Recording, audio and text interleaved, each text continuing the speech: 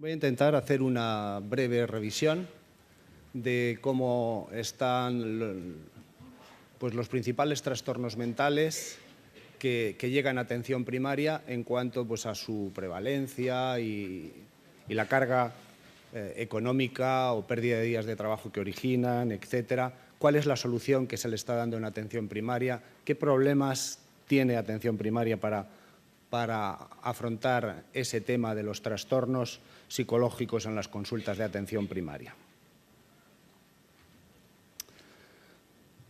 Brevemente vamos a repasar por qué hay muchos pacientes con problemas de ansiedad, estrés, depresión en las consultas de atención primaria, donde su médico de cabecera tiene poco tiempo para escucharles y sin embargo, las personas están preocupadas por su salud física, por su salud mental y por otros problemas relacionados con ello.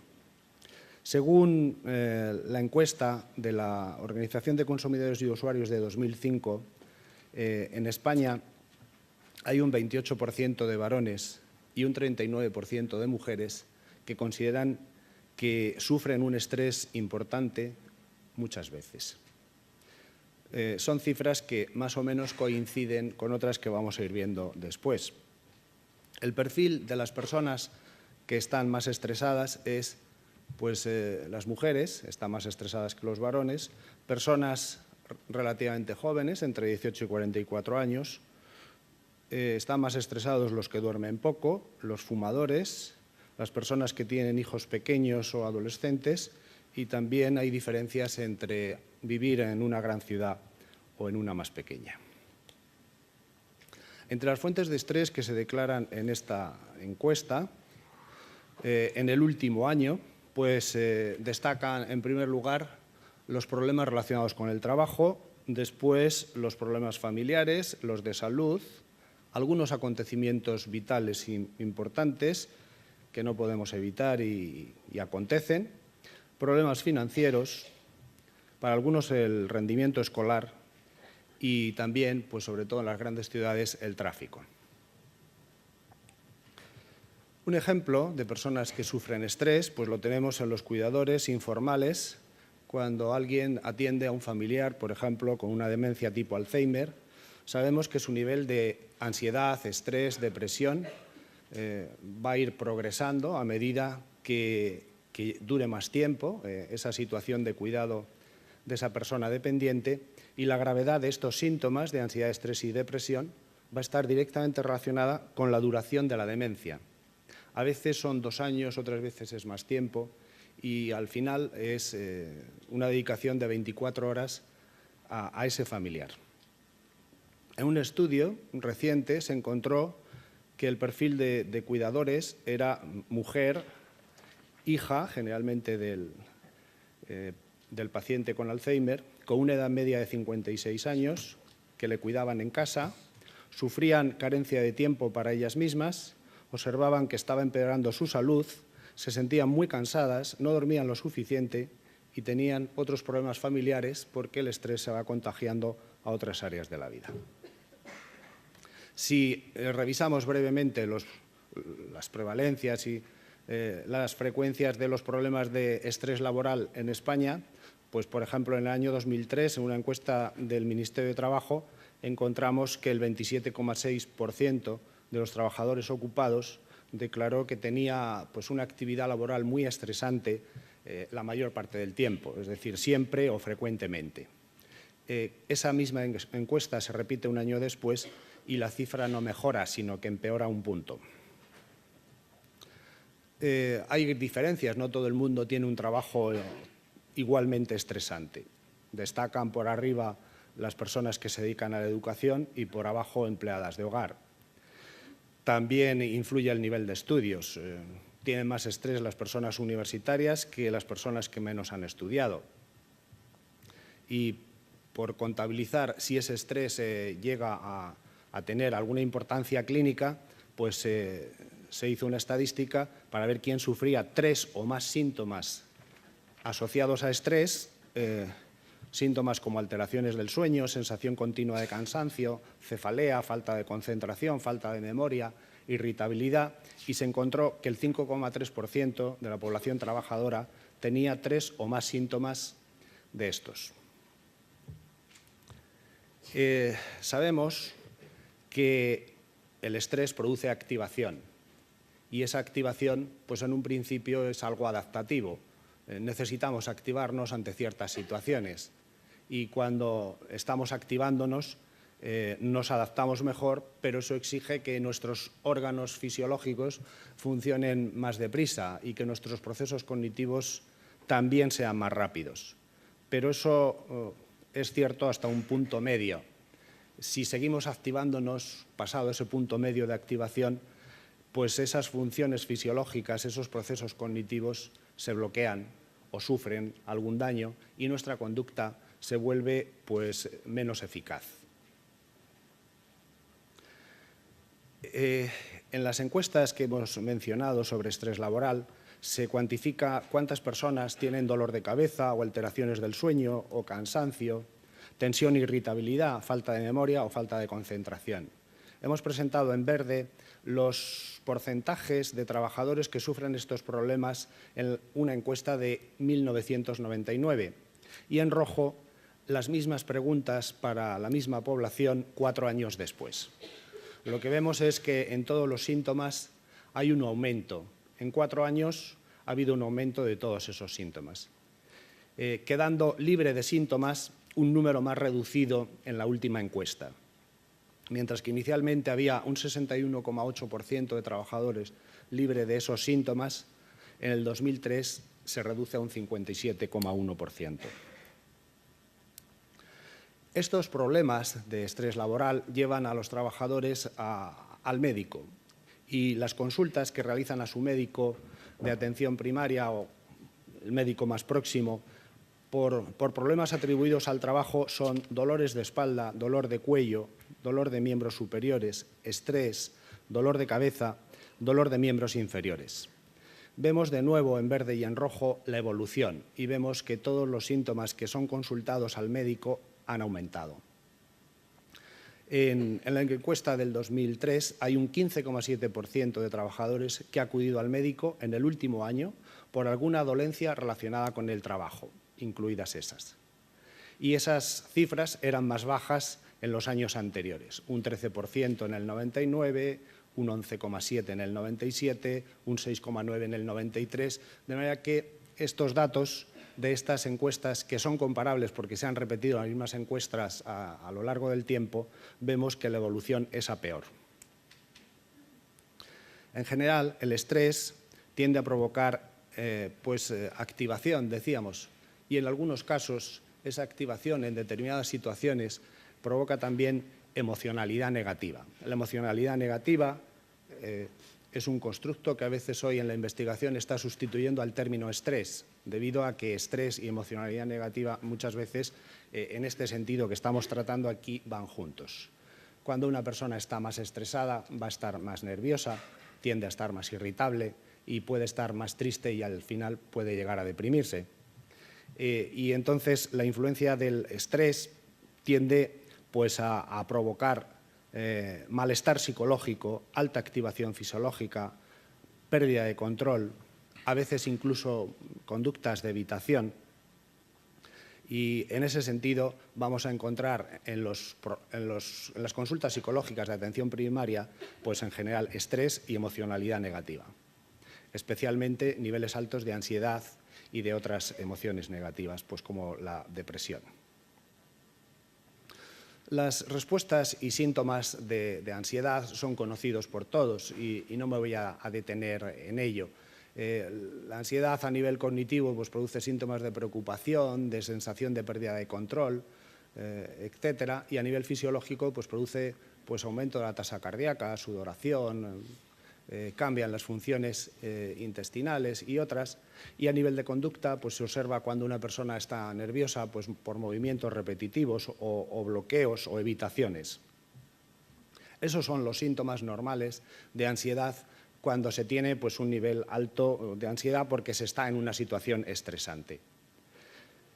Pero si esos niveles de respuesta se mantienen mucho tiempo y en un nivel de intensidad alto, pues a la larga pueden producir trastornos adaptativos, bien de tipo ansioso o bien de tipo depresivo. Es lo que le sucede pues, a una persona que sufre un cambio importante en su vida porque cambia de ciudad o cambia de trabajo y no termina de adaptarse y tiene dificultades para dormir y está teniendo mucha ansiedad o está triste. Si esos síntomas perduran, puede llegar a desarrollarse un trastorno de ansiedad. Veremos algo de pánico, que suele degenerar también en una agorafobia, trastorno de pánico y agorafobia, y en general los trastornos por estrés. Cuando el estrés es traumático, pues en un primer momento reacciones de estrés agudo y después el trastorno de estrés postraumático. Existen otros trastornos mentales, como los trastornos del estado de ánimo o las depresiones, que están asociadas con altos niveles de estrés y de emociones negativas. Pero también el estrés está asociado con adicciones o consumo de sustancias, como puedan ser tabaco, alcohol, ansiolíticos y otras sustancias. Otros trastornos mentales que están asociados con estrés y ansiedad pues son algunos trastornos de alimentación, algunos trastornos del sueño o sexuales, trastornos del control de impulsos o algunos trastornos somatomorfos. Esto es lo que vamos a buscar en las consultas de atención primaria, estos trastornos que vemos en este listado. El desempleado, antes hemos visto el estrés del trabajador, también tiene estrés y además tiene más estrés que quien trabaja. En España, los desempleados tienen una probabilidad mayor que los trabajadores con empleo remunerado de sufrir un trastorno mental en los últimos 12 meses. De manera que hay colectivos especiales que pueden estar pues, hiperfrecuentando en mayor medida las consultas de atención primaria. Los desempleados tienen una probabilidad 2,2 veces mayor de tener cualquier trastorno de ansiedad, 2,2 veces mayor de tener depresión y 1,8 veces mayor que los que trabajan de tener un trastorno por consumo de sustancias. Los trastornos mentales en España se calcula que pueden llegar a afectar a lo largo de la vida a un 29% de personas. Las cifras de prevalencia de años son considerablemente más bajas, pero a lo largo de la vida puede haber momentos que desaten hasta un 29% de población como riesgo inicial. Eso se dividiría en los trastornos más importantes en un 13,3% para cualquier trastorno de ansiedad, un 20,8% para cualquier trastorno del estado de ánimo, un 4,6% para cualquier trastorno por consumo de sustancias y un 2,3% para cualquier trastorno del control de los impulsos, que son los trastornos mentales más frecuentes. De manera que esperamos que en atención primaria pues, aparezcan prioritariamente este tipo de trastornos porque son los que a lo largo de la vida es más probable que se vayan a desarrollar. Estos trastornos mentales llevan, en el caso de los casos más graves, a no poder cumplir con obligaciones cotidianas. De las personas que tienen trastornos mentales graves, el 81,2% ve afectadas sus obligaciones cotidianas y tiene una media de 30 días de baja laboral y ha recibido algún tipo de tratamiento 2 de cada 3, es decir, que hay 1 de cada 3 con un trastorno mental grave que no tiene tratamiento. En los trastornos mentales y moderados, las cifras no son tan severas. Cumplir con las obligaciones cotidianas, el no poder cumplir, solo afecta a un 13,4%. La media de días perdidos de trabajo o días de baja es de un rango de 1 a 4. Y aquí el tratamiento pues disminuye, de manera que hay 2 de cada 3 pacientes con trastornos mentales que no tienen ningún tipo de tratamiento. Solo lo tendría 1 de cada 3. En atención primaria, el 19,5% de los pacientes presentan al menos un trastorno de ansiedad. Es decir, que 1 de cada 5 pacientes que está en la sala de espera de su médico pues tiene un trastorno de ansiedad. Este paciente se va a convertir en un hiperfrecuentador. Es una persona que está siempre activada, que está siempre preocupada con los síntomas que hemos ido viendo, que está estresada, pero generalmente no tiene información. A veces nos llegan a las EAS consultas de este tipo de personas y no saben ni cómo se llama lo que les pasa. Hoy en día ese problema se va resolviendo poco a poco, pero sigue habiendo personas que no saben lo que les pasa. Y ese es un problema grave, difícilmente atajable en atención primaria, donde el médico, como vamos a ver en otras presentaciones, tiene muy poco tiempo para dar información a estos pacientes. El 41% de estos pacientes que están en atención primaria no están recibiendo ningún tipo de tratamiento a pesar de tener un trastorno mental. Presentan mayor riesgo de padecer trastornos físicos. Además de tener el trastorno mental, eso significa alta activación fisiológica y esa alta activación fisiológica cuando se cronifica, pues repercute de manera que está asociado con dolores de cabeza y aumenta la probabilidad de tener dolores de cabeza pues 4,2 veces, se multiplica por 4,2 veces.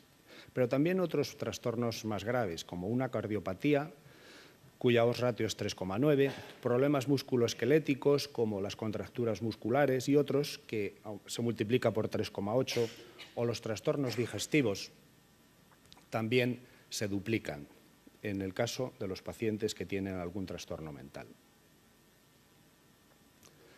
El trastorno de pánico es uno de los trastornos de ansiedad más importante. No nos va a dar tiempo a repasar todos, pero vamos a poner este como muestra. Si miramos en atención primaria, en las consultas en nuestro país, observamos que un 5,9% de los varones y un 11,6% de las mujeres, aunque estén consultando otro tipo de dolencia, tienen un diagnóstico de trastorno de pánico. Y esto es importante porque, aunque en un principio es ansiedad y no es grave, a la larga puede producir asociación con otros trastornos más graves. Por ejemplo, trastornos cardiovasculares, que es la principal causa de muerte en las sociedades occidentales. Pues un 20 a un 50% de pacientes que tienen diagnóstico de pánico tienen también un trastorno cardiovascular, hipertensión, enfermedad coronaria, infarto, etc. Y en los trastornos gastrointestinales, pues lo tienen un 28 al 40%. De manera que el paciente con pánico es muy probable que tenga también un trastorno físico de este tipo.